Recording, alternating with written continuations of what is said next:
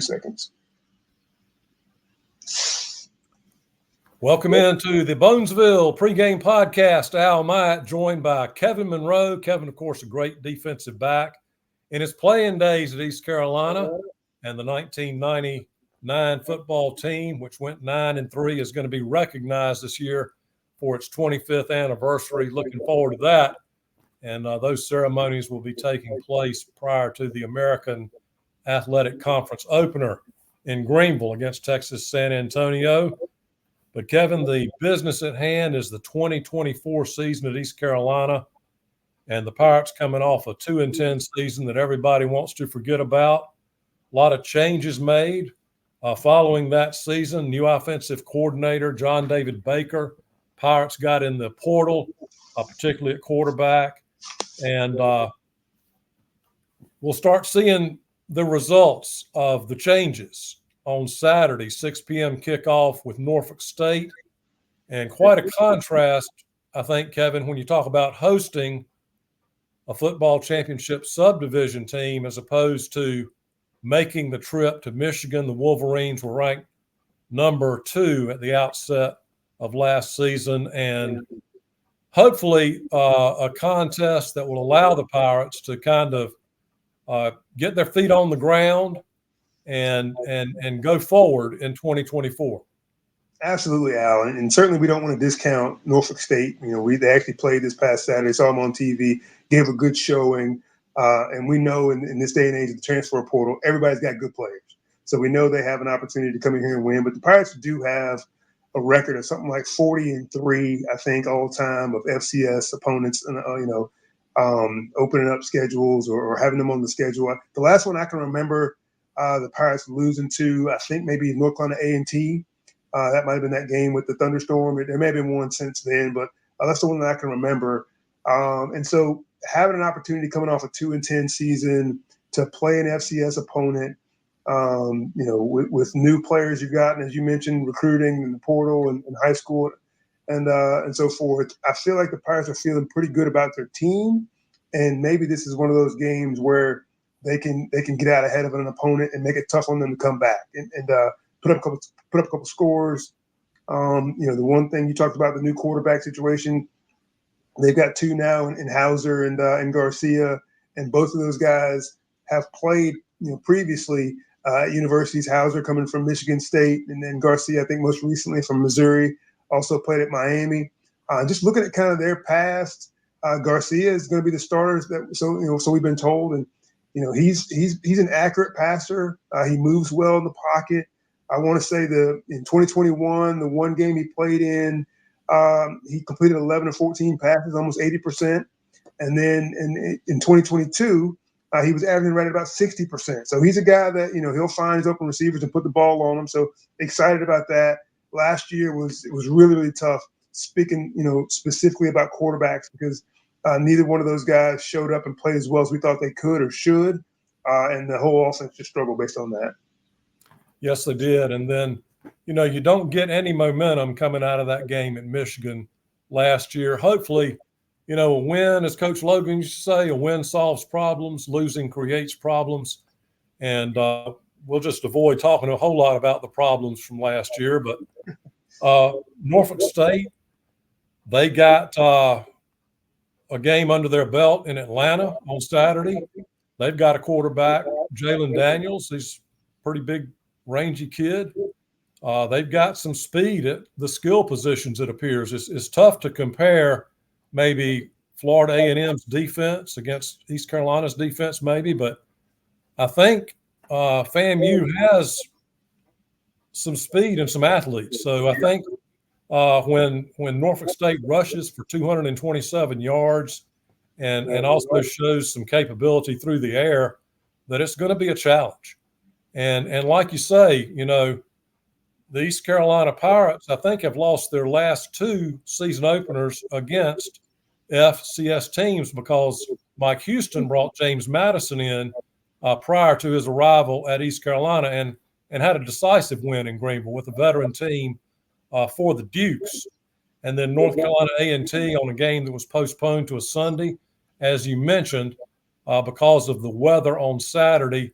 A&T, very strong at that time, came in and got the better of the Pirates. But, you know, coaches often say teams improve more from game one to game two than at any point in the season. So we're looking at a Norfolk State team that could potentially be better than what we saw on national television last Saturday night. That's exactly right. You know, the one thing that we did see, and Coach Houston talked this week about not being able to watch a whole lot of offensive film from last season because Norfolk State has a brand new offense coordinator. And what they had heard kind of through rumor from other coaches in the industry was that they run the ball a lot more now. And that was never more evident than the FAMU game. I think they attempted 9 passes and had like 43 rushes. And so they're going to run the football. That's what their identity is. And the one thing about HBCU schools and a lot of the FCS schools in general, but specifically HBCUs, they always have a ton of athletes. Now, where they suffer a little bit is offense and defensive line at times. I'm not saying that specifically about Norfolk State, but that's where it is. And if they do have good offensive and defensive lines, they don't have a whole lot of depth. And so, you know, running the ball that many times against an FBS opponent like East Carolina could cause some problems. I would like to think this is an East Carolina team under Blake Harrell, only gave up 22 points a game last year. They were stout. They're returning a lot of those guys. Plus, they got some guys coming over in the portal, JUCO, some high school guys helping out. And so you can only expect the Blake Harrell team to be as good as it's been against the run since he's been here, and that's been really, really good. And so I expect them to make it tough on Norfolk State to run the football. And then what happens? Because you only attempted 9 passes the week before. Is your passing game ready to go? Do you realize that you may not be able to run it right at us like you're able to do at FAMU? And so that's the decision that our new offensive coordinator is going to have to make. And I think that's what will benefit the Pirates is that maybe they don't have a whole lot of experience in the passing game. Maybe that quarterback is more acclimated to the run game. So we'll have to see how it all transpires. But I think that's where the Pirates may have an advantage. Jake Garcia has been named to start. And you mentioned, of course, he played at Miami. He was a backup at Missouri. In the spring game, you know, he can deliver the pass. He's also got some mobility and up-tempo offense. You know, you take an FCS team that we're going to be matched up with, and, you know, that up-tempo offense, that can kind of accent potentially the lack of depth defensively for Norfolk State. Yeah, no question. And, you know, the Pirates feel good about their receiving core. You know, the main guy, Chase Sowell, coming back. He's a great player, and so they want Brock Spalding is another one that was played in the slot last year and made some things happen. He'll be out there. And there's one thing about that up-tempo game that Jake now, you know, being in his 3rd year playing ball in terms of on the field, he's got that experience of running an offense, of running that high-tempo offense, up-tempo offense. And these receivers get to the line of scrimmage, get ready, run a play, run back to the line of scrimmage, run another play. And as you said, it wears out that defense. I can remember, you know, watching those Southern Miss teams play over the years and how quick they got back to the line of scrimmage. And Coach Logan used to always talk about this like playing basketball on turf when you get in those high up-tempo games. And it's brutal on defenses. And if you don't have, you know, 4 new defensive linemen you can run out there, or 2 new linebackers, or a couple different DBs you can run out there, when guys get tired, it's going to show. And so, yeah, there's no doubt you would think that East Carolina would try to get out quick on them and keep that tempo up through the first half at least. You know, the passing game has the potential to be very productive.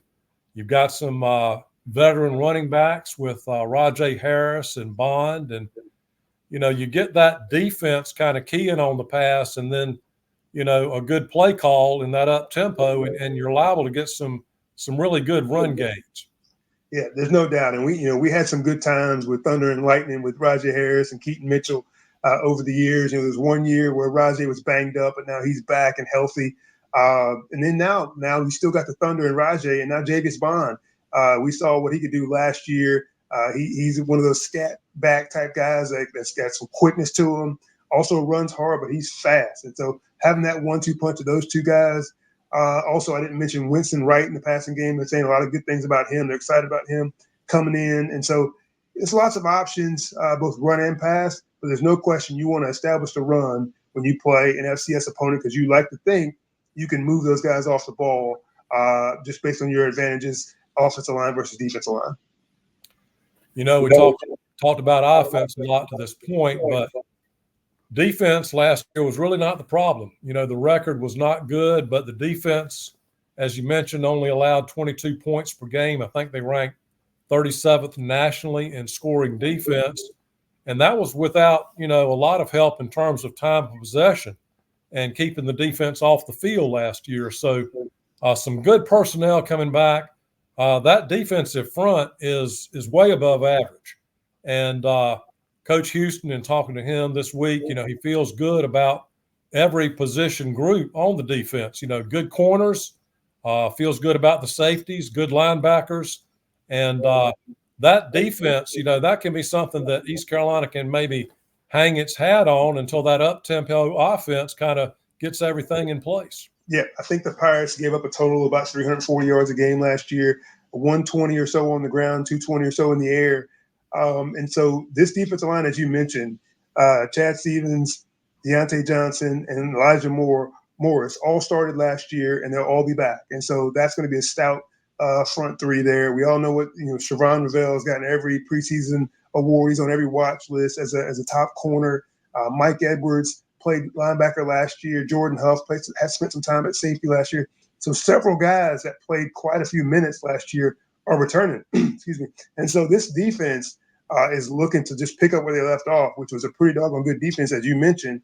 And only giving up 22 points a game in this day and age of the air raid and spread offenses is pretty good. And so I expect this defense to come out and put their stamp on this game early on and make it tough on Norfolk State, especially because they're going to flood the line of scrimmage. This defense is going to flood the box and make Norfolk State throw the football. Now, if they don't throw it, they're going to run and try to get a yard, 2 yards, 3 yards. Now, they have some counter plays and some misdirection that could give the Pirates problems.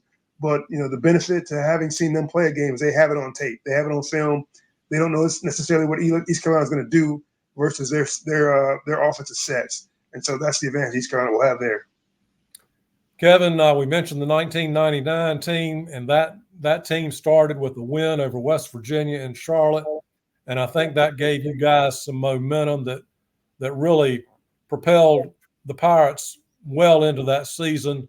And talk maybe a little bit about, the value of a successful outing Saturday night in terms of getting things turned around in 2024. Yeah, I've been asked this question a few times in the offseason about what are my thoughts on the schedule. And I've always said the same thing. Like, we don't necessarily deserve to have a great schedule with a bunch of Power 5 teams to play against because we haven't shown that we can beat them right now. And so this schedule happens to be a blessing right now because we're trying to essentially rebuild because you come off a 2-10 season. You need to play as many teams as you can that you have a chance to beat, or you're at least going to be in the game late in the game. I don't think there's a team on the schedule that's going to blow the Pirates out. I think they'll be in every game. Even last year when they struggled, they were in a tough game against Tulane, and Tulane was a ranked opponent. That was a 3-point game, I think, at one point. So even those games where they were supposed to lose and maybe supposed to lose by double digits, they hung in most of them. And so to have an opportunity to come and not face a Michigan, not face a West Virginia, Virginia Tech, some of those teams that we played opening up the seasons in the past, to have a Norfolk State come in, which again, no disrespect to them, they line up just like we line up, and they've got good players like we have good players, but that we should be, and the prognosticators say that we're a big favorite in this game. And so I expect the Pirates to come out with some confidence. I expect them to control the line of scrimmage and make it tough on Norfolk State. Well, let's talk about that Bonesville tradition, Kevin. Kevin's keys to the game. I think it's going to start with the quarterback. We all of us Pirate fans and media spent 12 games last year with back and forth quarterbacks with little to no production from either one of them. And I don't mean to bash them. They've moved on. I'll just say that it was a struggle to maintain drives and get first downs and score points. We only averaged 17 points a game last year. And so I think Jake Garcia has a big pressure on his shoulders and Caden Hauser as a backup to get this offense moving. And this is a good opening opponent, an FCS opponent, to maybe come out and be outmatched at certain positions, maybe have some opportunities to win with Sowell and Winston Wright on the outside and Spalding in the middle. Maybe have an opportunity for Raji Harris and J.D. Spahn to get loose in the running game. So starts with the quarterback, get that offense moving, move the chains, prove that you can go out and be successful in your first year as a Pirate. down to the offensive and defensive line. I think the offensive line is going to be crucial in this game. They have to come out and establish their dominance immediately, open up holes in the running game, make those defensive linemen from Norfolk State realize it's going to be a long game. And then it's big plays, right? The Pirates have to find a way to make some big plays offensively and put up some points, especially early on. And they can't afford to give up any big plays. In special teams, a kick return, a punt return, or a long pass or a long run. So take away the 20-plus yard plays on defense. Offensively, establish that line of scrimmage and don't give up the run. And then offensively with the quarterbacks, make sure that you come out, play well early on, get the confidence of the fans, confidence of the program, letting them know that this is your team now and you can make it happen. Well, Kevin, we'll see as things unfold Saturday night, 6 p.m. kickoff against Norfolk State, Dowdy-Ficklen Stadium. And we'll look forward to talking with you next week on the Bonesville Pregame Podcast. Appreciate it, Al.